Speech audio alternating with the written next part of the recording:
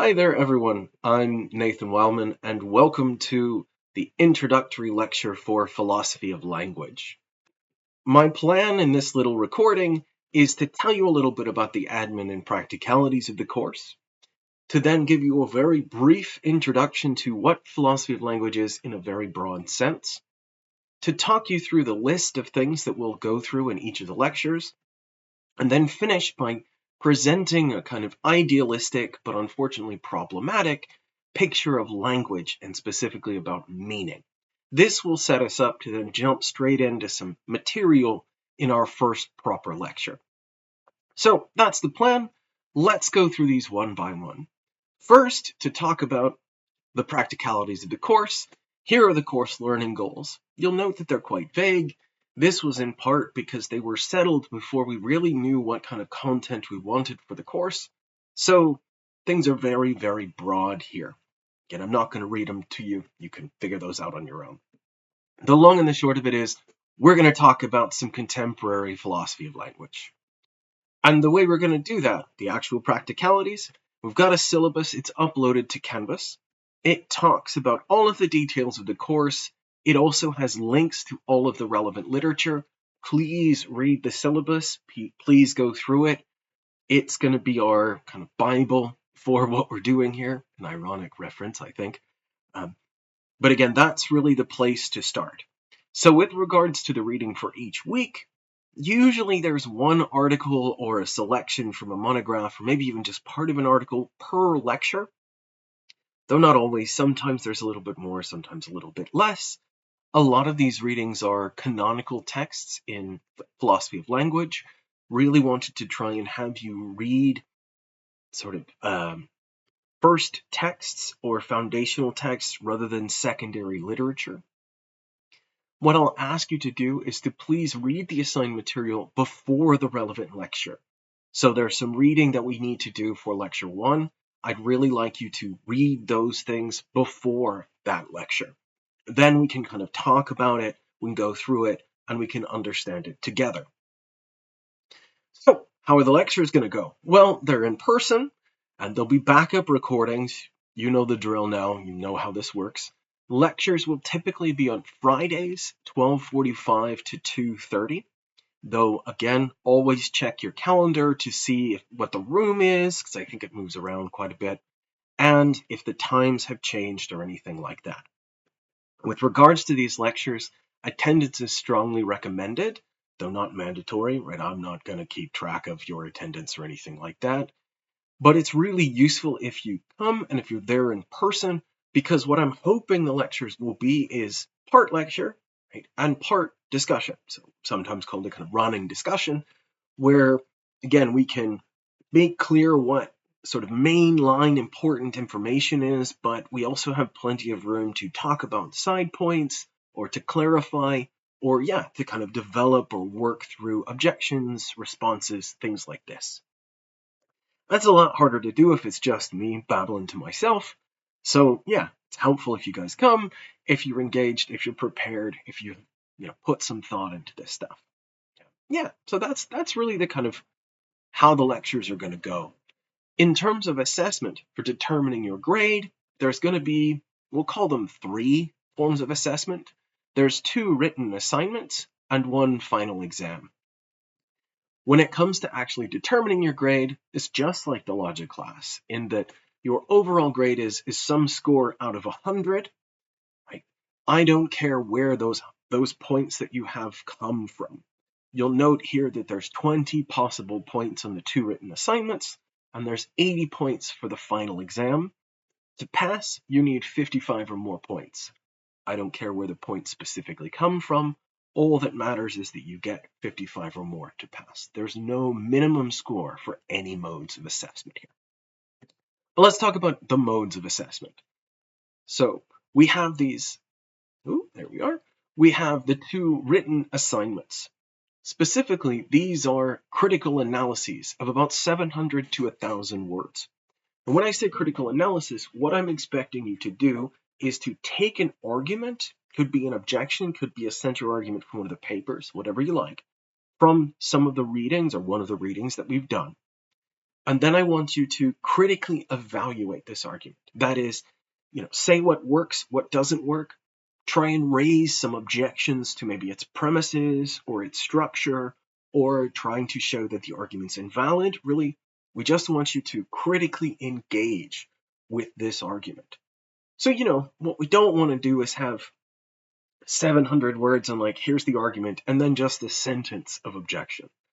What I'd really like to see is, let's say develop the argument or explicate the argument in a couple hundred words, then a couple hundred words about your objection, what's the problem here, maybe a little bit on how the author might respond to your objection, and then finally say something about how your critical evaluation impacts the argument's overall effectiveness, especially with regards to how then that manifests in the larger debate the argument's an instance in.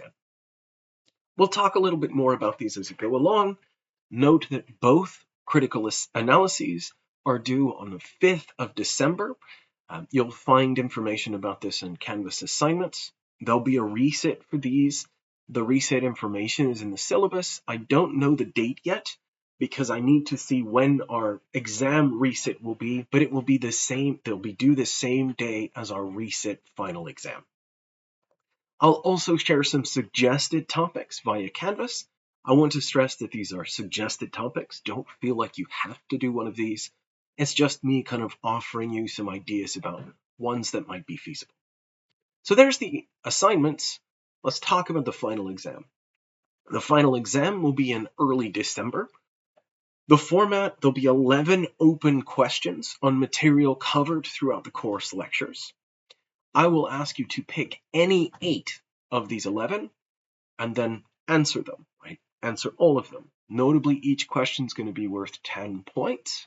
So you can quickly do the maths and figure out, hey, right, 8 questions, it's worth 80 points. Easy peasy.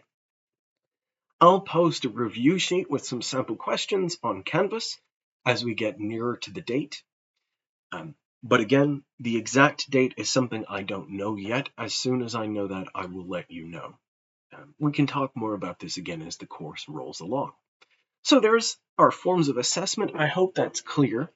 Obviously, if you guys have any questions, please feel free to contact me about it. Very happy to articulate this again and to kind of clarify as we roll along. So that's really everything in terms of the practicalities. Let's now turn to a kind of general discussion about what philosophy of language is. And this will be very brief, but I thought it would be a useful place to get started with some proper content.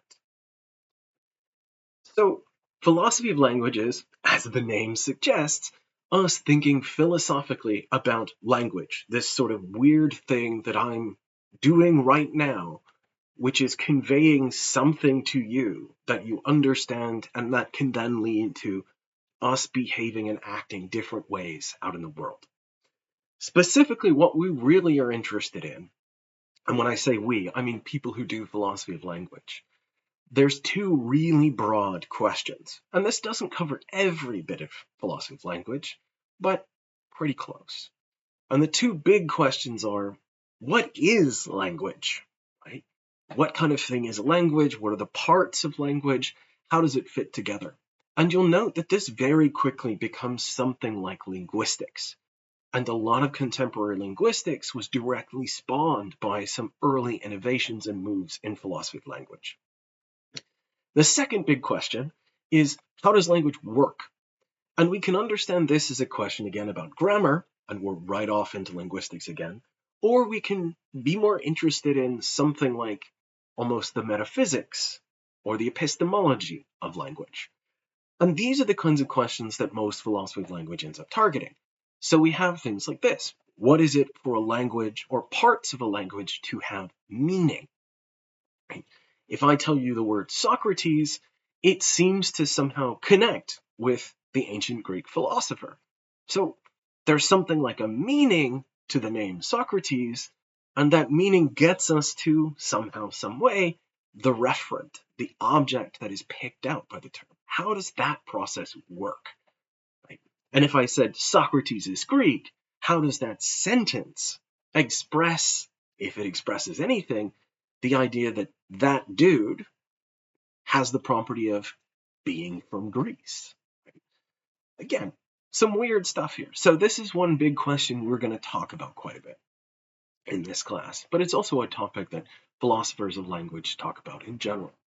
Another one is, how is it we're able to do anything with language? So we have things like baptizing, right? We can do it with people. It's easier with ships, right? There's famously these sorts of things where you smash a champagne bottle on the prow of a ship, and you say, like, right, I named this ship the Queen Elizabeth II, whatever you like. So now the ship has this name. But all we did here was just simply use some language. How did we go from using these bits of language to naming the ship? And of course, these aren't the only kinds of cases. Marriage seems like something that's done via a kind of language. I now pronounce you man and wife, or husband and husband, or whatever you want. Those seem to be somehow us doing things merely by saying. So how does that work? How does that happen? Again, another topic we'll talk about. The third one, right? Are there limits to what we can express with language? So for example, sometimes it seems easier to understand something if we see a diagrammatic picture, right? Rather than, say, have someone describe it to you in language. Does that suggest that maybe pictures can express something that language, right, this sort of communication I'm doing right now, can't quite do?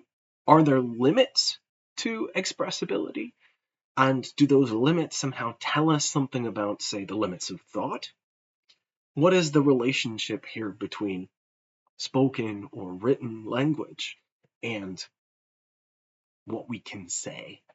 So we're going to talk a little bit about this specifically with regards to metaphors, but we might also have some space to talk a little bit about the relationship between diagrams and language. Again, something to come back to, something to kind of let percolate in your mind as we go along.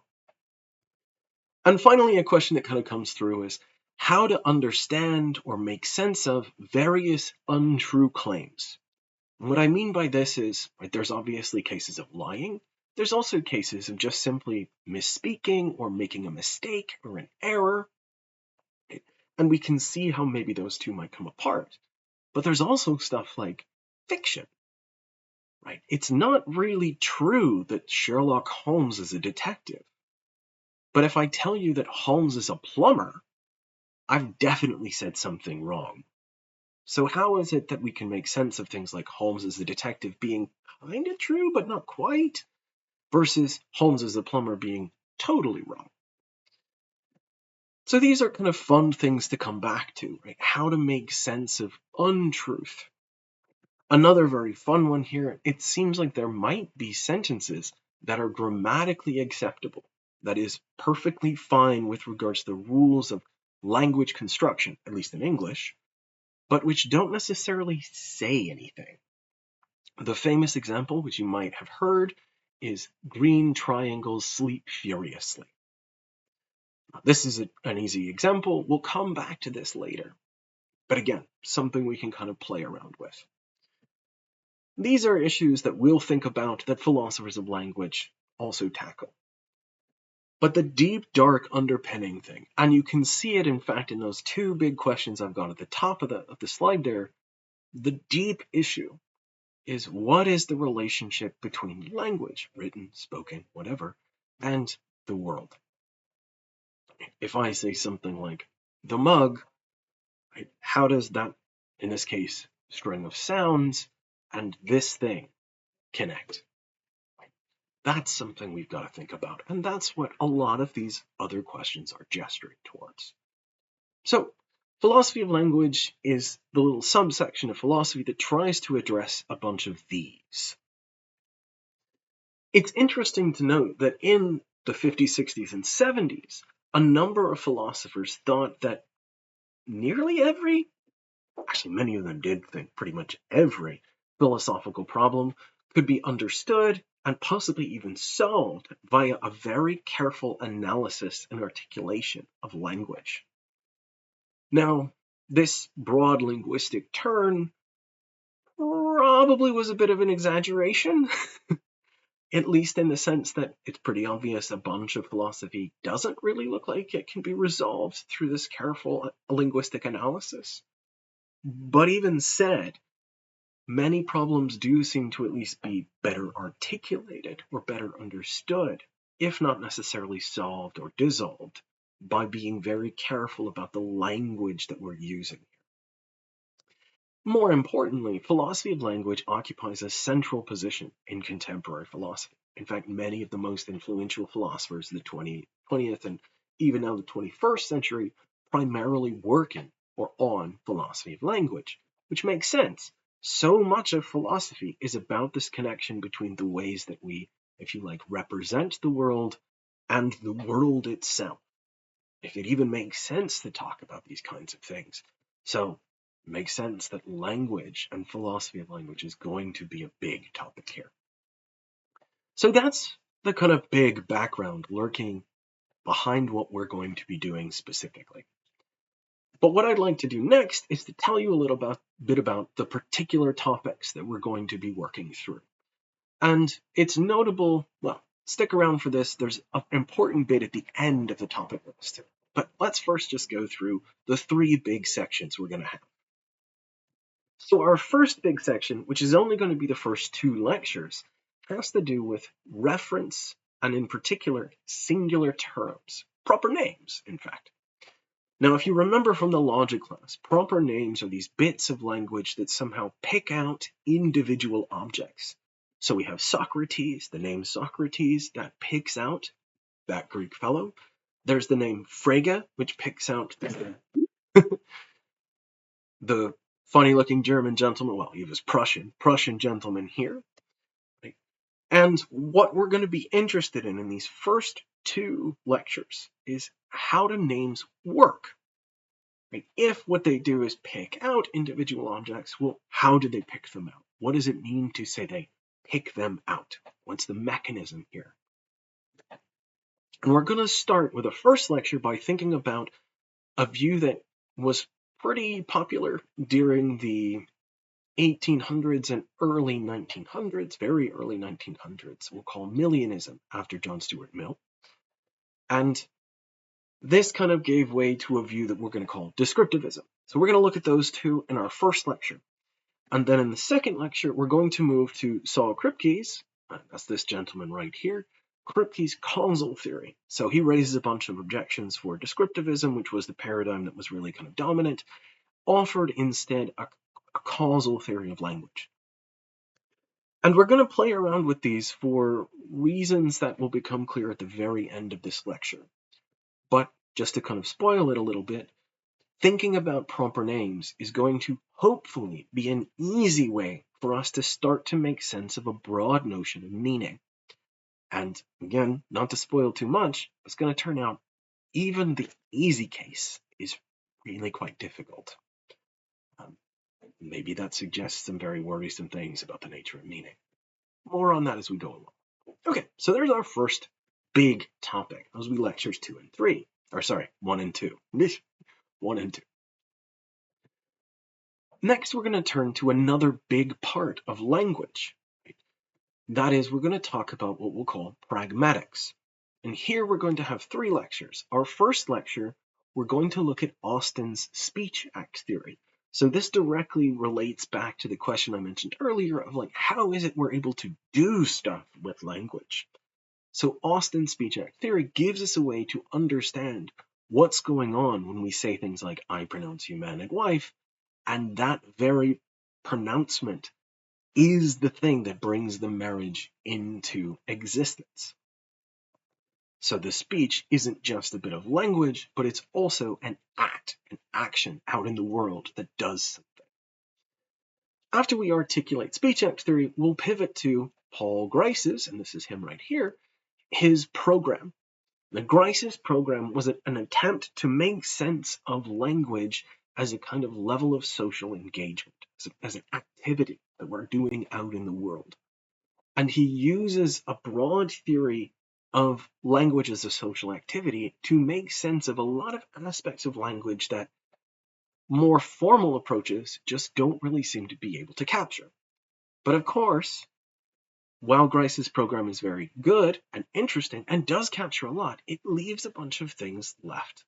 And it doesn't quite square perfectly with a lurking formal notion of language, which is more the topics of what we were talking about in the first two lectures. So lecture 5 then sets us up to talk about the relationship between a lurking, more formal notion and language as a social activity via a paper from David Lewis called Language and Language. Lewis brings together some of the stuff we've talked about in the first two lectures and some of the stuff we'll have talked about in lectures 3 and 4 by suggesting that the social activity part is governed by broad context, and this context then gives us a way to map the social activity back to more formal conceptions of language. So it'll be a way to kind of draw together what we talked about in the first two lectures and then in 3 and 4. It's worth noting that one of the activities we'll do, or things we'll do when we talk about speech act theory in Grice's program, is we'll try and apply the conceptions of language and language as an activity to other philosophical areas. In particular, we'll look at how speech act theory can help articulate certain views about pornography that have been expressed in feminist philosophy. I want to stress this is just going to be a way to see how speech act theory in particular can then be leveraged to do other philosophical work. And to do this, we'll engage with a really excellent paper by the philosopher Ray Langton, who will again kind of articulate how pornography can be understood, or might be understood in certain feminist arguments, as silencing speech. That is, a speech act that in its activity makes it harder, if not impossible, for other people to perform certain kinds of speech acts. Again, more on this when we get to lecture 3. So that's going to be the second big topic where we're thinking about kind of pragmatics, the use of language out in the world. The final definite fixed selection of topics, we're going to come back to questions about expressibility and meaning. And here, the big focus is going to be on the limits of expressibility, the relationship between things like grammatical correctness and semantic content as meaningful content, and whether we might be slightly worried about the idea of meaning altogether. Here, what we're going to do in lecture 6 is we'll talk about the sort of limitations of expressibility and metaphor. We'll engage with a really fun paper by Elizabeth Camp, where she goes through various views about the nature of metaphor and whether metaphors express more than what we might think of as the underlying literal description. So again, kind of suggesting that maybe there's certain ways of speaking that have more meaning or convey more, in some sense of more, than other things that it kind of mean the same thing. So again, a fun, difficult topic. We'll really hope to talk about that. If we have some time, we'll also relate this back to diagrams and graphical expressions versus linguistic expressions. In lecture 7, we're going to move on to errors, untruths, right? And we'll pull apart a difference between what we might call lying, errors, nonsense, and this is one reason I love teaching this course, bullshit. Bullshit here is a technical term developed by the philosopher Harry Frankfurt, which is expressions made without any concern for the truth value of these expressions. Frankfurt's idea has really exploded in most recent times, and I want to kind of pull apart these 4 different ways of not being true and see how they relate. This will set us up for lecture 8, where we'll talk about, I'm sure, a topic that's come up for you guys a bunch, large language models, in particular generative large language models.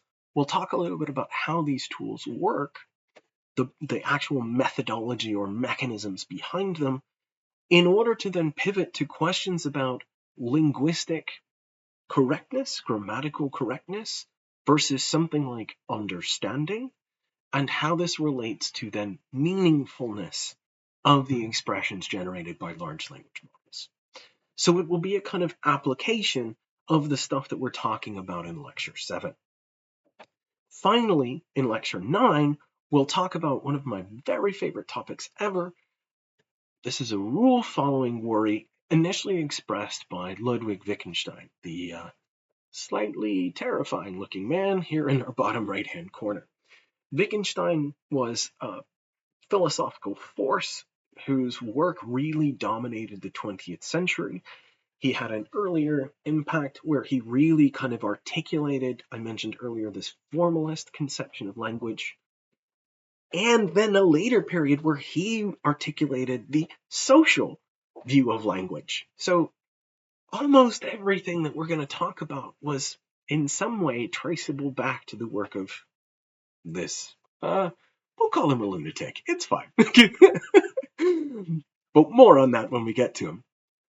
But importantly, he left us an argument that strongly suggests we should be skeptical about the very concept of meaning. And I want to finish off the fixed topics by talking about this argument and where it leaves us with regards to our bigger, broader philosophy of language projects. But note that I did say last fixed topics, and I use the word fixed here very emphatically because we do have two last lectures. Lectures 10 and 11, the topics of those are up for grabs. Specifically, I want you guys to pick what we're going to talk about. I've set a Qualtrics poll here with 6 possible topics. I'm not going to list them off for you. You can just read them yourself. They're also briefly described in the syllabus. Please vote in the poll to determine which 2 topics we'll talk about. One in Lecture 10 and one in Lecture 11. The top 2 vote getters will be the ones that we do. If there's ties, I'll flip a coin or something like this. Note that the poll will be closed the Friday of midterm week, just to give me some time to be able to set the lectures up before things get going too crazy. But yeah, please vote early, vote often, and yeah, help me decide what we're going to do for the last 2 lectures. Okay, so that's all the kind of course pragmatics and broad discussion of philosophy of language that I really wanted to get through. The last little bit here, I'd like to present you with a particular view about meaning. So this will be a little bit of proper philosophy content for us to hit the ground running when we jump into our first lecture. And that's what this last little bit's going to take us maybe 10 minutes or so. But yeah, let's talk through it. So the first topic we're going to be talking about is going to be semantics. Now, you've heard me use that word a couple times earlier, and you might be wondering, well, what the hell does that mean? And ironically, that is already a semantic question, because semantics is the study of linguistic meaning. That is, what meaning is, if there is such a thing, right? How do words or more complex expressions get their meanings? Those are the kinds of questions that semantics asks. So, I mentioned earlier, what's the relationship between the name Socrates and the Greek man himself? Well, that's a question in semantics, or at least it can be understood that way, because we're asking, right, if the meaning is picking out this guy, how does that work? Right. These are the kinds of things we're interested in with semantics. Notably, semantics is intimately bound up with some formal logic. Doesn't have to be, and in fact, the way we're going to be broadly talking about it, it's going to be removed a little bit from the formal tools. But the concept here is, again, the meaning of various expressions in language. Another example. Look here. We've got my beautiful little mug. Some excellent camera work there. If I say, right, the mug is on the table, it is now, I put it back. We obviously have a grip on what that means. You know what it is when I say the mug is on the table. Now, I might say that in many contexts. I might say it to you after you've asked me, hey, where's the mug?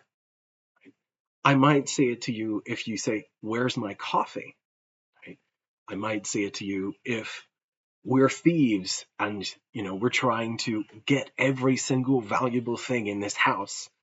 And I'm like, the mug's on the table, where I'm clearly trying to suggest to you, hey, put the mug in our bag. That's going to be worth something. Obviously not this mug, but you can see the idea. So we have a grip on what this expression, this sentence in a case, means. But how did that string of sounds, or if we're thinking about this string of letters, connect up with that meaning? Frankly, that seems kind of magic. Right? What's the relationship that went from, these string of symbols to this situation, the mug sitting on the table? And in a way, it doesn't really matter whether the mug is in fact on there or not, because I could have said the mug is on the table when I'm holding it in my hand. So then we have a question about, well, when is it true? When is it false? And how does that truth or falsity get linked up? So we have an intuitive grip on meaning, but thinking about how meaning actually works is very difficult. And I want to present to you an initial idea about how meaning works, or what meaning is. And it's an idea that can be traced back to Locke. And I use idea here very explicitly because that's Locke's conception of meaning. So I'm not going to read the whole quote here, and if you want to read it, please pause the video. But a quick rundown, roughly, of this quote here is that Locke is saying, people have a bunch of ideas, and all of these ideas are just in their heads. But it would be useful, powerful, if we could somehow put those ideas out in the world, specifically to give them to other people. So, what have we done? Well, we've done these articulate sounds. That is, words, language. Language is designed so that we can communicate our ideas, these things that are in their heads.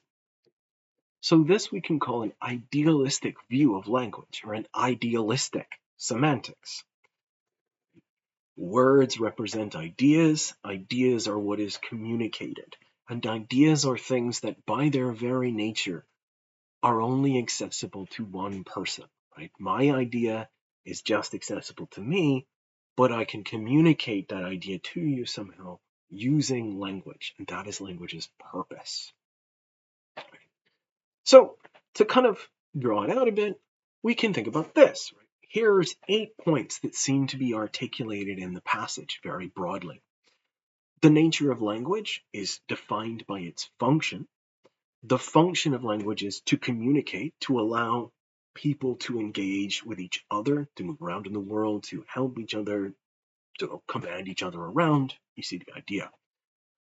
What language is meant to communicate are thoughts. Words mean the components of what language is meant to communicate. So the parts of sentences, the parts of language, communicate parts of thoughts. The components of thoughts are ideas. So I have a thought, the mug is on the table. That thought is made up of my idea of the mug, my idea of being on, and my idea of the table. Smash those together, you get my thought of, hey, the mug is on the table. Okay, so we have ideas that are parts of thoughts. Sentences express thoughts. Words express ideas. Point 6, one's ideas can't be perceived by anyone else. Ideas are stuff that are just stuck in your head. Your ideas are in your head, my ideas are in my head, and there's no way to kind of view the other person's ideas. Point 7, the relationship between words and their signified ideas is entirely arbitrary. The fact that I use the mug to pick out my idea of this thing, so remember, it doesn't pick out this thing, it picks out my idea of it, is totally arbitrary. I could have used Steve. Steve would then express that idea. Again, remember, it picks up the idea, not the thing. So words aren't intrinsically meaningful. And at the kind of initial brush, this seems like a pretty sensible way to think about language, right? What's language do? It communicates ideas. Words mean ideas. Language is a way for us to get the ideas out of our heads to somebody else because ideas cannot be perceived by anyone else. They're stuck in there. Okay. So this kind of Lockean idealistic view, I think, is something that a lot of people find intuitive. But there's a big problem. If this is how language works, language can't do its job. So, to see this, let's unpack it. First, go back a slide. Remember we said what language is meant to do, right, is communicate. The function of language is to communicate. This is point 2. Right? Well, communication involves something like mutual understanding. That is, it seems to require, if we're to communicate, it requires that I know, or something like know, what you mean when you use certain words. Right? Communication breaks down, thank you, Led Zeppelin. Right? Communication breaks down if I can't get a grip on what you mean with your words or your thoughts, right? Your sentences. Problem. What you mean can't be immediately grasped by me.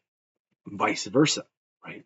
Remember, words mean ideas, not things, ideas. And per point 6, ideas can't be perceived by anyone else. They're stuck in your head. Yours are stuck in your head. Mine are stuck in mine. Okay, cool. So communication involves mutual understanding. That requires us being able to know or get a grip on what the other person means. But we can't do that because the thing that they mean are, by definition, isolated. I can't get to your ideas and you can't get to mine. Now, there would be a way for us to do that if words were intrinsically or reliably linked to certain ideas. That is, if there was some kind of necessary connection between a word and the idea it expressed.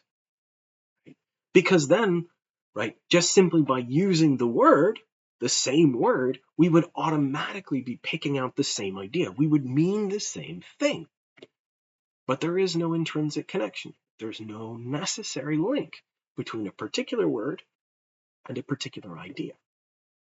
Because remember, words are intrinsically meaningful. The relationship between a string of sounds or a bit of text and whatever idea or thought it's meant to convey is arbitrary.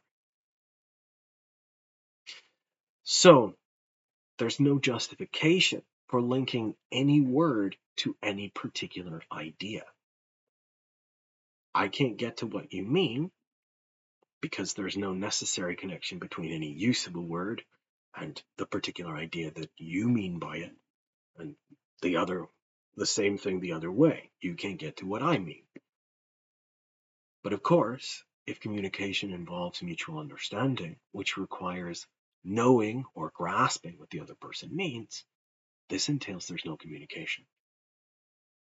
The upshot is that while I was articulating this, if the idealistic view is right, I would have been just as good off to just like,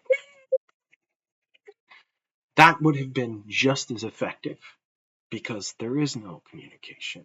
Trying to do what I'm doing now is bound to fail.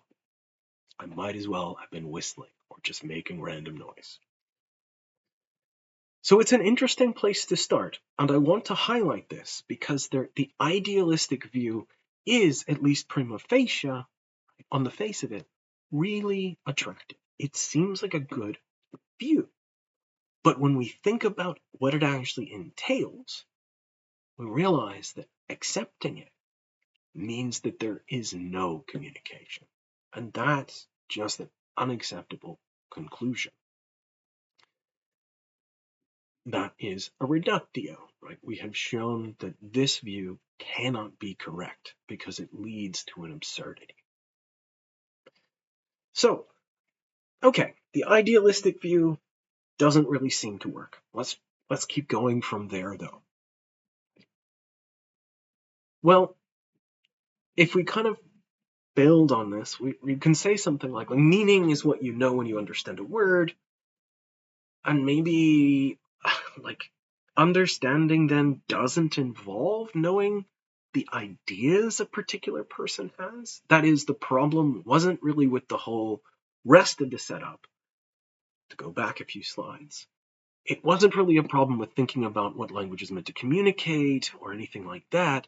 It was the worry that, right, language is meant to communicate thoughts, and the components of thoughts are ideas. Maybe what's meant to communicate isn't just thoughts, or it's something more. And the components of thoughts aren't just ideas, but there's something more. So this might start to get us into thinking like whatever meaning is, it isn't just a matter of what people happen to think when they hear or read or use a word. Ideas alone aren't going to suffice, because if ideas are all that we have to work with, we end up saying there is no communication at all. So stepping back, we might say something like, look, maybe the mistake here was to try and think about meaning in language very generally. Maybe that was just too big a bite. We need to try and restrict ourselves, find something that we have a little bit more chewable, a little bit more digestible.